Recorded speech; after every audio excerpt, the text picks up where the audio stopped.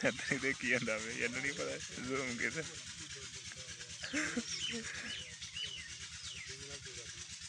तेरी नहीं बनाई कसम करा तेरी नहीं बनाई चाह भी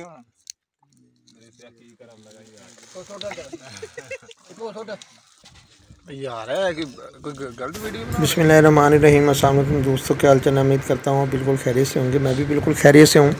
तो आज का व्लॉग जो है ये आलू की चुनाई पे है।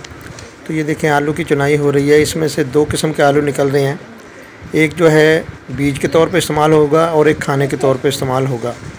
तो जो बीज के तौर पे होगा उसको सर्द खाने में जमा करा दिया जाएगा जो होते हैं आलू के, और दूसरा जो है उसको सेल कर दिया जाएगा या उसको भी आप सर्द खाने में जमा करा सकते हैं। वो भी सीड के तौर पे इस्तेमाल कर सकते हैं, ये खाने के लिए यूज़ कर सकते हैं।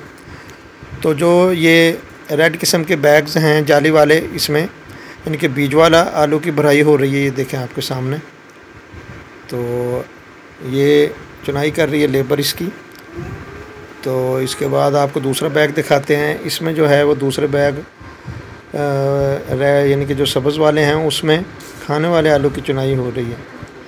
ये देखें आपके सामने, ये जालियां हैं, हवा जो है इनको लगती रहती है, उसकी वजह से ख़राब नहीं होती ये इनको। यानी कि आप काटने के बाद एक जगह जमा जो ढेरी लगी होती है उसमें से चुनाई होती है ये देखें।